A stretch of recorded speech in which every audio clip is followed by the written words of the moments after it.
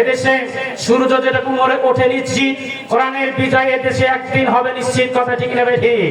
আমরা আইবির শাসন, বঙ্গবন্ধুর ভাষণ, যে কালির সাথে নানান তাল, মহিউদ্দিন, ফখরুদ্দিন সব ঘর টিম দেখা শেষ।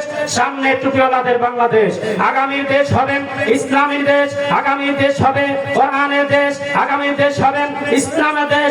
এদেশে কোন নাস্তিক আর মোরতাদের ষড়যন্ত্র কায়েম হবে না, কথা ঠিক নেবে ঠিক। এদেশে তাওহীদি জনতা রাতের শেষ ভাগে তাহাজ্জুদ নামাজ পড়ে সকালবেলা বন্ধুর কাছে কোরআনের দাওয়াত নিয়ে যায়। এদেশের বিশ্ববিদ্যালয়গুলো আজ কোরআনের দুর্জয় ঘাটিতে পরিণত হয়েছে।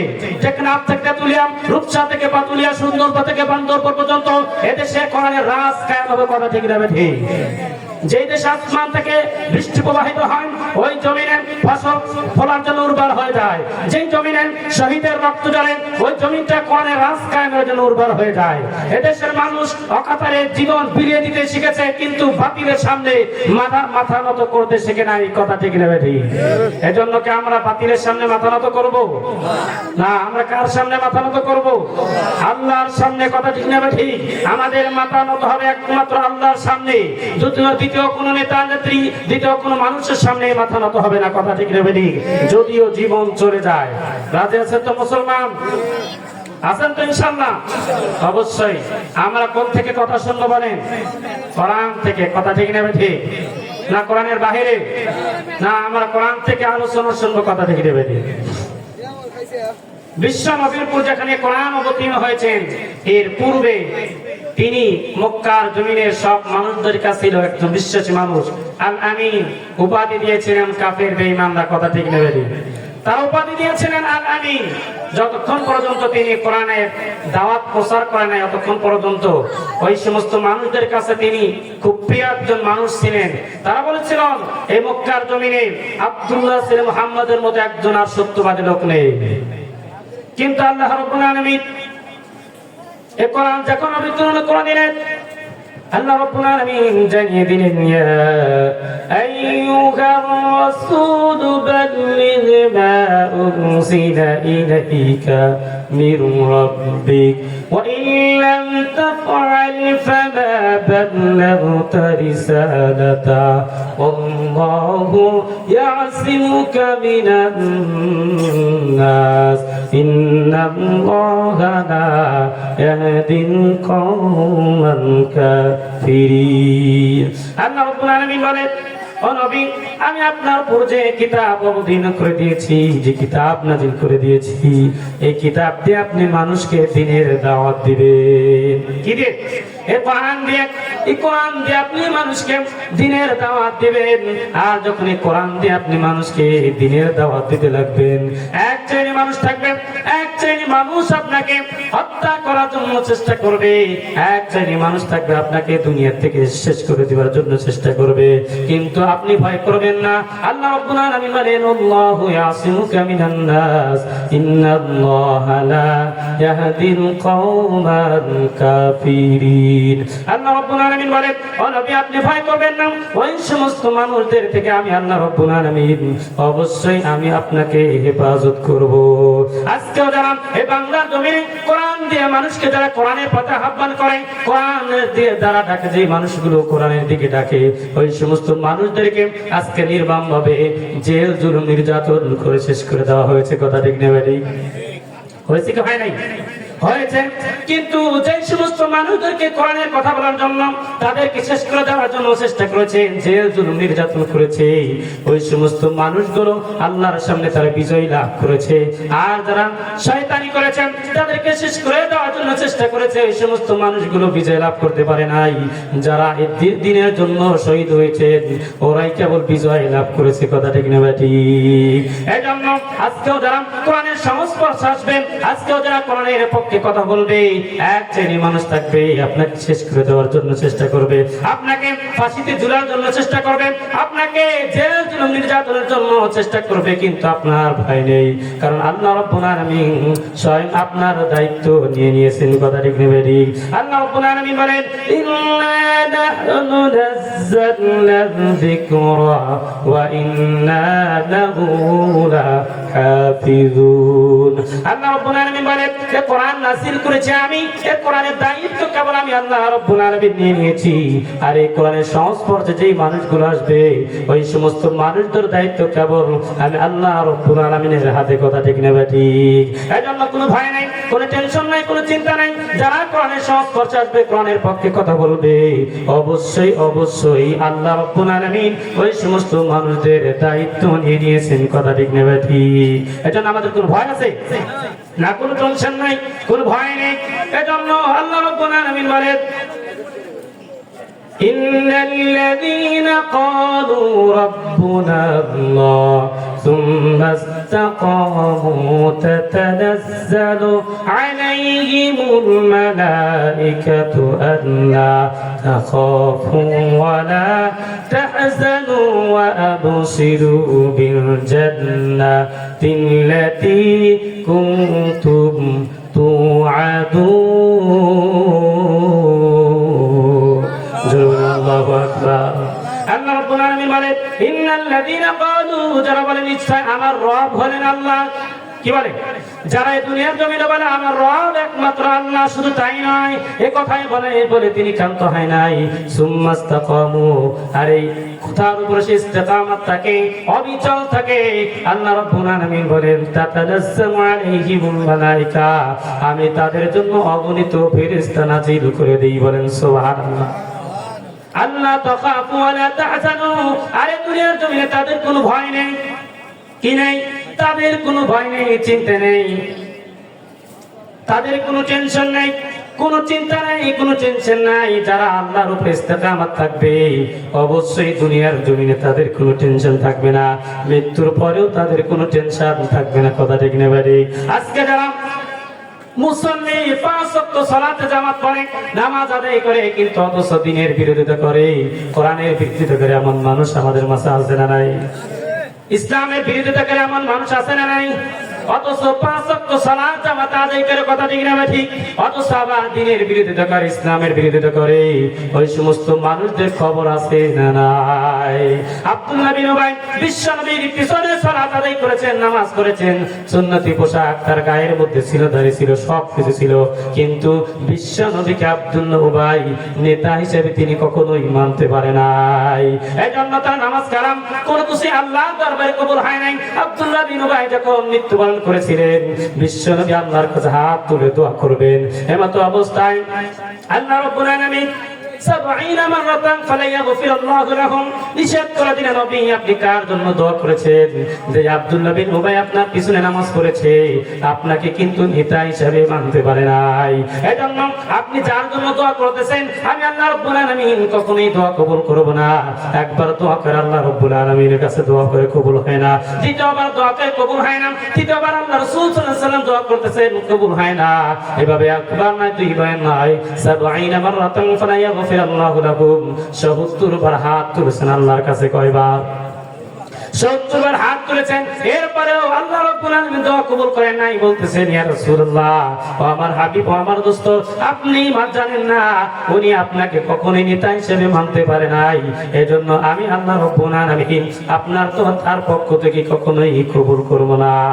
এজন্য আজকে দুনিয়ার জমিনে যারা ইসলামের বিরোধিতা করবে, কোরআনের বিরোধিতা করবে, ওই সমস্ত মানুষ যদি 5 ওয়াক্ত সালাত জামাত আদায় করে, তারা হজ করে, যাকাত দেয়, সব কিছু করে, আল্লাহ রাব্বুল আলামিন তাদের একটা দোয়া কোনোদিনও কবুল করবে না, যদি যতক্ষণ পর্যন্ত ইসলামের পক্ষে সে কাজ না করবে। কথা ঠিক না ভাই?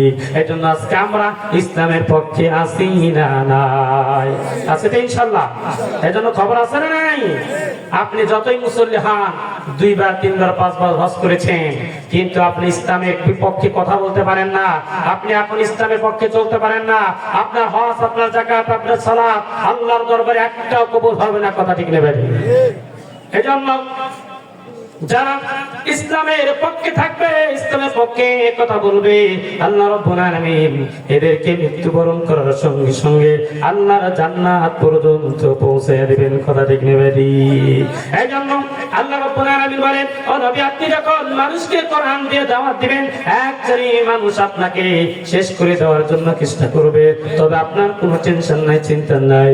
আল্লাহু ইয়াসিমুকা মিনান নাস, ইন্নাল্লাহা লা ইয়াহদিল কওম কওমান কাফিরিন। আমি আল্লাহ রাব্বুল আলামিন অবশ্যই আমার সমস্ত মানুষদের থেকে আমি আল্লাহ রাব্বুল আলামিন আপনাকে অবশ্যই হেফাজত করব। কথা ঠিক না ভাই? আজকে যারা এই ময়দানের মধ্যে বসে রয়েছেন, অবশ্যই এখান থেকে আপনাকে শিক্ষা নিয়ে যেতে হবে। শুধু শুনলেই হবে না।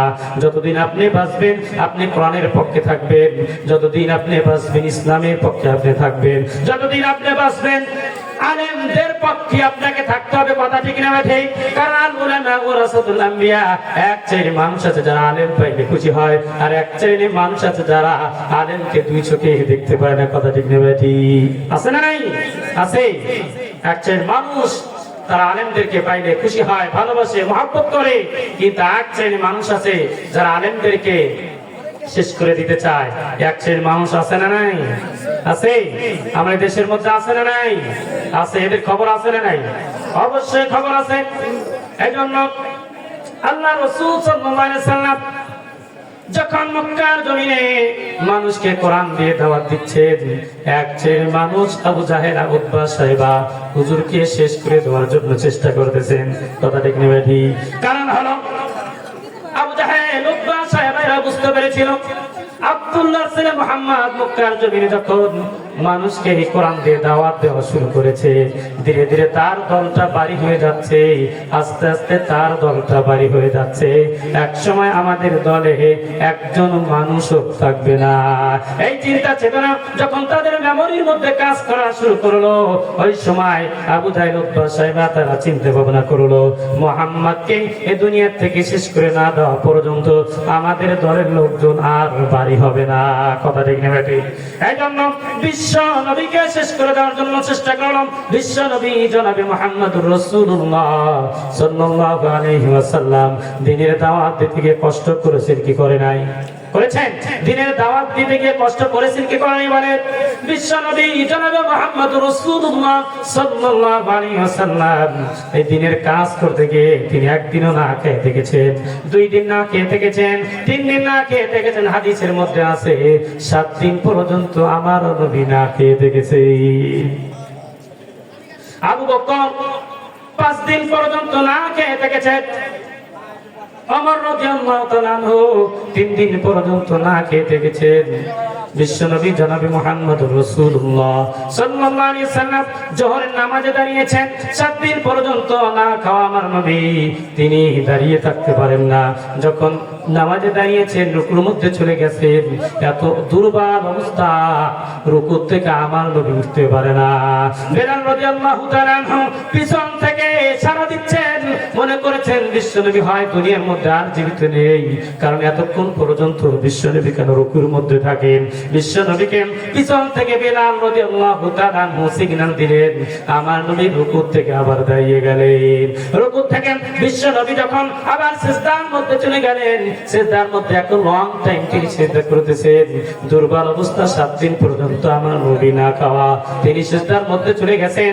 যাওয়ার পরে এত সময় নিচ্ছেন, বিশ্বনবী সিজদা থেকে মাথা উঠাতে পারেন না। বেলাল রাদিয়াল্লাহু তাআলা মনে করছেন আমার নবী হয় দুনিয়ার মধ্যে নাই। বেলাল পিছন থেকে সিগন্যাল দিলেন, আবার বিশ্বনবী সিজদা থেকে মাথা উঠালেন। জোহরের নামাজটা শেষ করে হুজরাখানার মধ্যে প্রবেশ করলেন। বিশ্বনবী যখন হুজরাখানার মধ্যে প্রবেশ করলেন, 7 দিন পর্যন্ত আমার নবী না খাওয়া, প্রবেশ করতেছেন। ওই মতো অবস্থায় আবু বকর সিদ্দিক রাদিয়াল্লাহু তাআলা আনহু তিনি 5 দিনের না খাওয়া, তিনি আসলেন হুজরাখানার মধ্যে চলে আসলেন। আবার 3 দিনের না খাওয়া ওমর রাদিয়াল্লাহু তাআলা আনহু 3 দিন পর্যন্ত না খাওয়া, তিনি আসলেন বিশ্বনবীর কাছে। ভাই বলতেছেন, ওমর রাদিয়াল্লাহু তাআলা আনহু বলতেছেন, ভাই আবু বকর অসময় কেন আপনি? আবু বকর সিদ্দিক রাদিয়াল্লাহু তাআলা আনহু বলেন, ভাই আমি 5 দিন পর্যন্ত না খাওয়া, আমার বাড়ির চুলায় কোনো আগুন জ্বলে না, এজন্য বিশ্বনবীর দরবারে আসছি। যদি কোনো খাবারের ব্যবস্থা হয়ে যায় বিশ্বনবীর দরবারে, বিশ্বনবী আমাকে কখনো না দিয়ে খাবে না। এরপরে আবু বকর বলতেছেন, ভাই ওমর আপনি কেন অসময় হুজুরের দরবারে আপনি চলে আসলেন?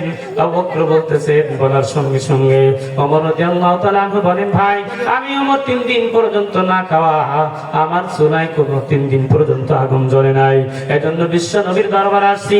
বিশ্বনবী আমাকে যদি খাবারের ব্যবস্থা হয়ে যায়, আমাকে না দিয়ে বিশ্বনবী কখনো খাবে না। এই কথা আলোচনা করতেছেন। হুজরাখানার মধ্যে থেকে বিশ্বনবীর কানে আওয়াজ চলে গেল। হুজুর সাল্লাল্লাহু আলাইহি ওয়াসাল্লাম হুজরাখানার থেকে উঠে এসে বললেন, আবু বকর তোমরা কি জানো যে এই কথা তোমরা আলোচনা করলে, তুমি 5 দিন পর্যন্ত না খাওয়া আর তুমি 3 দিন পর্যন্ত না খাওয়া, তোমরা কি জানো তোমাদের বিশ্বনবী কি 7 দিন পর্যন্ত না খাওয়া? একবার জোরে বলা যাবে নাকি মারহাবা? 7 দিন পর্যন্ত না খাওয়া। বিশ্বনবী দিনের দাওয়াত দিতে গিয়ে 1 দিন 2 দিন 3 দিন নয়, 7 দিন পর্যন্ত আমার নবী না খেয়ে থেকেছেন। বিশ্বনবী বললেন, এখানে বসে থাকলে আমাদের কেউ খাবার দেবে না, চলো আমার একজন বাড়ির মেহমান হয়ে যায়। আবু বকর ওমর বলেন, ইয়া রাসূলুল্লাহ আপনাকে এই সময় কে মেহমানদারি করবেন? হুজুর সাল্লাল্লাহু আলাইহি ওয়াসাল্লাম বললেন, তোমরা জানো না আমার সাহাবী আবু আইয়ুব আনসারী তিনি খুব মেহমানদারি ভালোবাসেন, এজন্য চলো যাই আবু আইয়ুব আনসারীর বাড়ির মধ্যে আমরা চলে যাই। বিশ্বনবী সহ 3 জন ব্যক্তি, বিশ্বনবী আবু বকর ওমর, এই 3 জন ব্যক্তি আবু আইয়ুব আনসারীর বাড়ির মধ্যে চলে যাচ্ছেন, প্রবেশ করতেছেন। আবু আইয়ুব আনসারীর বাড়ির মধ্যে প্রবেশ করেন। বিশ্বনবী আবু বকরকে দেখে আবু আইয়ুব আনসারীর স্ত্রী দেখে চমকে উঠলেন। হুজুর হাঁটতে পারে না, হুজুর দাঁড়াতে পারে না, আবু বকর চলতে পারে না, হাঁটতে পারে না, ওমর রাদিয়াল্লাহু তাআলা আনহু উঠতে পারে না, দাঁড়াতে পারে না, দুর্বল অবস্থা। আবু আইয়ুব আনসারীর স্ত্রী বলেন, ইয়া রাসূলুল্লাহ আপনি এদেরকে নিয়েছেন এত দুর্বল কেন? বিশ্বনবী বলেন, জানো না? আবু আইয়ুব আনসারীর স্ত্রী বলতেছেন, এত দুর্বল কেন? বিশ্বনবী বলেন, তুমি জানো না আমি নবী 7 দিন পর্যন্ত না খাওয়া, আবু বকর 5 দিন পর্যন্ত না খাওয়া, ওমর রাদিয়াল্লাহু তাআলা 3 দিন পর্যন্ত না খাওয়া। এজন্য সব মানুষগুলো দিনের কাজ করতে গিয়ে সবাই আজ না খাওয়া অবস্থায়। আইয়ুব আনসারীর স্ত্রী তরিকারি করে বসতে দিলেন আর চলে গেলেন। আবু আইয়ুব আনসারীর স্বামী বাগান পরিচর্যা করার জন্য বাগানের মধ্যে রয়েছেন। বিশ্বনবীকে 3 জনকে বসতে দিলেন, বিশ্বনবীকে বসতে দিলেন, আবু বকরকে বসতে দিলেন, ওমর রাদিয়াল্লাহু তাআলা আনহুকে এই বসতে দিয়ে চলে গেলেন স্বামীকে ডাকার জন্য। যা বলতেছেন, আপনি এখানে বাগানে পরিচর্যা করতেছেন আর আপনার বাড়ি 3 জন মেহমান জান্নাতি মেহমান বসে রয়েছেন, বলেন তো পৃথিবীর জমিনে এই 3 জন মানুষের চাইতে শ্রেষ্ঠ মানুষ কি আর দুনিয়ার জমিনে হতে পারে? বলেন, হতে পারে? এই 3 জন মানুষের চাইতে শ্রেষ্ঠ মানুষ কি আর হতে পারে? বিশ্বনবী জান্নাতে এর মধ্যে কোনো সন্দেহ আছে? আবু বকর জান্নাতে এর মধ্যে কোনো সন্দেহ আছে? ওমর রাদিয়াল্লাহু তাআলা জান্নাতে এর মধ্যে কোনো সন্দেহ আছে? আবু আইয়ুব আনসারী আসলেন, বলতেছেন, ইয়া রাসূলুল্লাহ বেয়াদবি মাফ করবেন, আমার দেরি হয়ে গেছে। আইয়ুব আনসারী তার স্ত্রীর সঙ্গে পরামর্শ করলেন, বাড়ির মধ্যে কি কোনো খাবারের ব্যবস্থা আছে? কারণ বিশ্বনবী না খাওয়া অবস্থায় আমার বাড়ির মধ্যে প্রবেশ করেছে। আবু আইয়ুব আনসারীর স্ত্রী বললেন, ঘরের মধ্যে কিছু আটার ব্যবস্থা আছে। বললেন, তাড়াতাড়ি রুটির ব্যবস্থা করো, আর বাড়িতে ছাগল আছে, ছাগলটা জবাই করে গোস্ত রুটির ব্যবস্থা করা হবে। কথা ঠিক নেবাদি? বিশ্বনবী গোস্ত রুটি খুব ভালোবাসতেন, এজন্য আবু আইয়ুব আনসারী ছাগলটা জবাই করে দিলেন। এরপরে গোস্ত রান্না হয়ে গেল, রুটি হয়ে গেল। বিশ্বনবী 3 জন সব খাবারের জন্য বসেছেন। এমন তো অবস্থায় আবু আইয়ুব আনসারীকে ডাকলেন, বললেন, আইয়ুব আনসারী তুমি আমার দিকে একটু আসো, কয়েকটা রুটি আর কয়েকটা গোস্তের টুকরা আমার মা ফাতিমার কাছে তুমি পৌঁছে দাও। আইয়ুব আনসারী বললেন, ইয়া রাসূলুল্লাহ আপনি খাবারের শেষে এইগুলো বাড়িতে নিয়ে যাবেন। বিশ্বনবী বললেন, না না না, তুমি জানো না আমি যখন তোমার বাড়ির দিকে আসি অগ্রসর হই, আমার মেয়ে ফাতেমা ডাক দিয়ে বলেন, ইয়া রাসূলুল্লাহ আপনি জানেন না আপনার মেয়ে ফাতেমা 7 দিন পর্যন্ত চুলায় কোনো আগুন নাই, আমার কোনো খানার ব্যবস্থা নাই। আপনি বিশ্বনবী, আপনাকে কেউ হয়তো খাবারের ব্যবস্থা করে দিবেন, আপনি খাবার আমাকে না দিয়ে কখনোই আপনি খাবার মুখে দিবেন না। এজন্য আবু আইয়ুবকে ডাকলেন, তাড়াতাড়ি চলে যাও, আমার মেয়ে ফাতেমাকে আমি কথা দিয়ে এসেছি, যতক্ষণ পর্যন্ত আমার মেয়ে খাবার না মুখে দিবে আমি বিশ্বনবী ততক্ষণ পর্যন্ত খাবার মুখে দিতে পারি না। একবার সিল্লা বলেন মারহাবা। কেউ যদি রাষ্ট্র সফল রাষ্ট্র নায়কের দিকে তাকায়, সে যেন আমার বিশ্বনবীর দিকে তাকান। কেউ যেন একজন আদর্শবান পিতার দিকে তাক রাখায়, সেজন্য আমার বিশ্বনবীর দিকে তাকায়। কেউ যেন একজন আদর্শবান স্বামীর দিকে তাকায়, সে যেন আমার বিশ্বনবীর দিকে তাকায়। কথা ঠিক না ঠিক? এই জন্য আজকে যারা আমার নবীর বিরুদ্ধে স্লোগান দেয়, আজকে যারা আমার নবীর বিরুদ্ধে কথা বলবে, যারা যদিও 5 ওয়াক্ত সালাত পড়ে, আল্লাহ রাব্বুল আলামিনের রাসূল সাল্লাল্লাহু আলাইহি ওয়াসাল্লাম কখনোই তাকে মৃত্যুর পরে গ্রহণ করবেন না। কথা ঠিক নেবে? আপনি দুনিয়ার সব আলেমদেরকে, সব হাফেজদেরকে যদি একত্রিত করে কবরের মধ্যে রাখার পরে যদি বলেন বিসমিল্লাহি ওয়া আলা মিল্লাতি রাসূলিল্লাহ, আপনি সারাদিন যেই রাসূলের বিরোধিতা করেছেন, সারা জীবন যেই দ্বীনের বিরোধিতা করেছেন, আল্লাহর কসমে কবর কখনো আপনি গ্রহণ করবে না।